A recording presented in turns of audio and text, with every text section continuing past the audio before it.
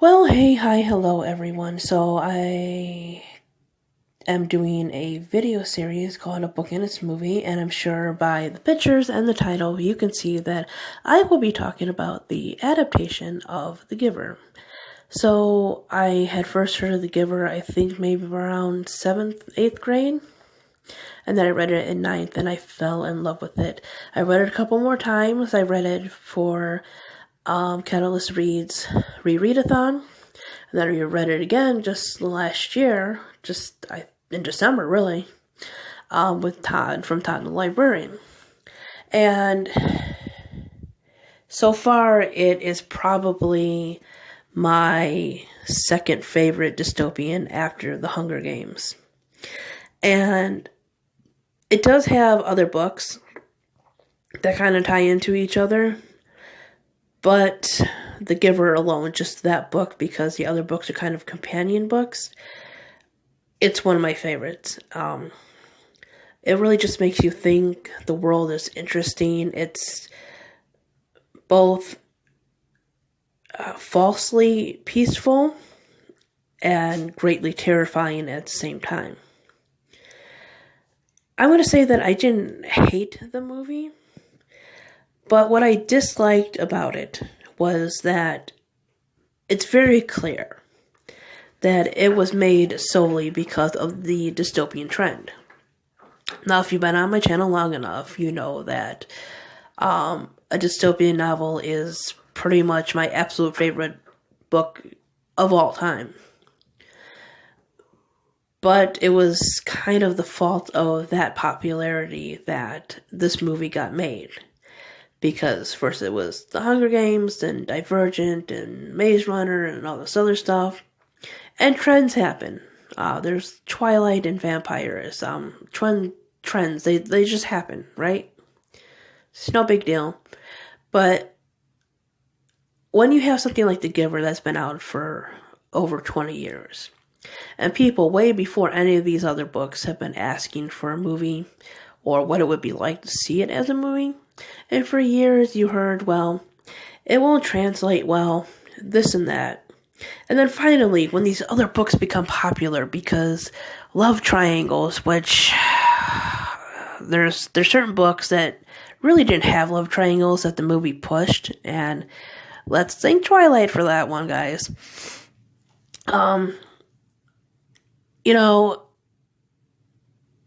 People just jump on the bandwagon there.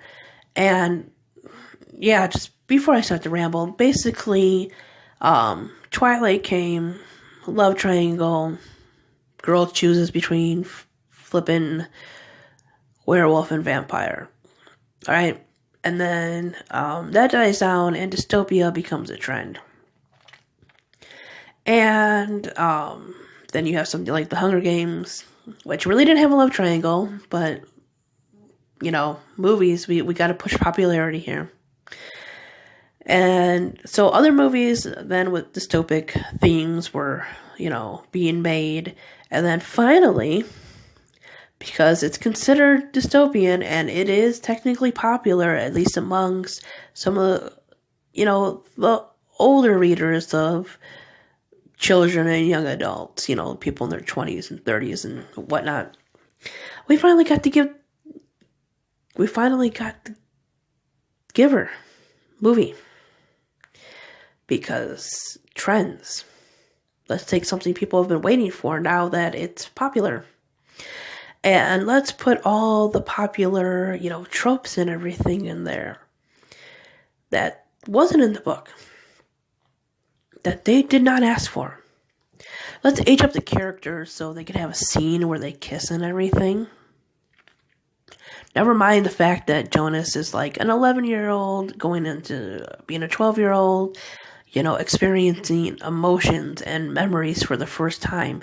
I mean, that's gotta be like terrifying for like a child, like even as like a young adult or an adult. But the point of the story was that there's this child learning that there's more to his reality than he thinks. And we learn as both children and adults that there is a price to pay for a perfect world. And the things this kid has to go through to make changes in his world, including very harsh decisions, right? And that's the point of the book. It makes you feel for these characters.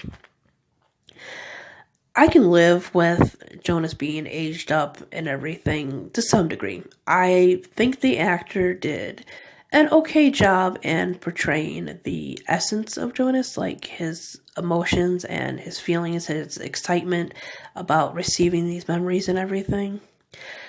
But I think it really, really is so easy to tell that this was only made because of that dystopian trend.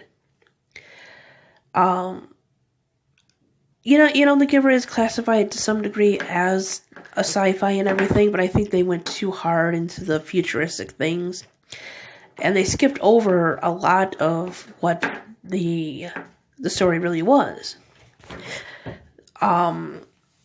They didn't explain about the family units. There was a mention of the family unit, like he was told to go back to his family unit, but there's no mention of the family units, about how nothing is their choice, right?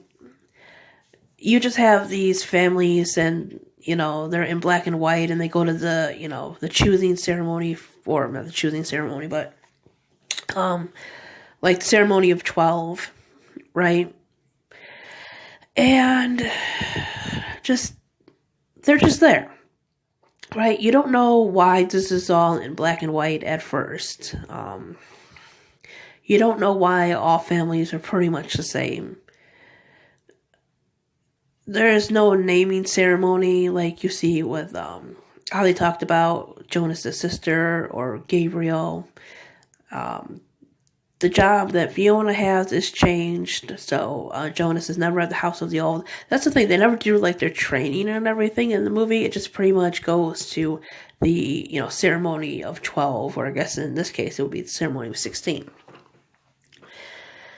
And that's kind of the issue that I have with this thing. Like, it could have been a good movie. Like, I think the actor did an okay job, and they did an okay job with the basics of the world. But if you haven't read the book, it's really not going to make any sense. Like, they tried too hard to make it a teen movie, basically. And it's not. And even if it was, it doesn't have to have hardcore technology and romance and all this other stuff. So I enjoyed it, but it's not a movie that I'm going to just go out and pick up. Like I said, I didn't hate it. I thought, the voiceover thing was kind of interesting, how they explained the world. But after that, they really didn't go into great detail about how the community functions. It really was just kind of action and romance based, and there really was no point to it. It's just, it really could have been better. But anyway, thanks for watching, guys. Bye.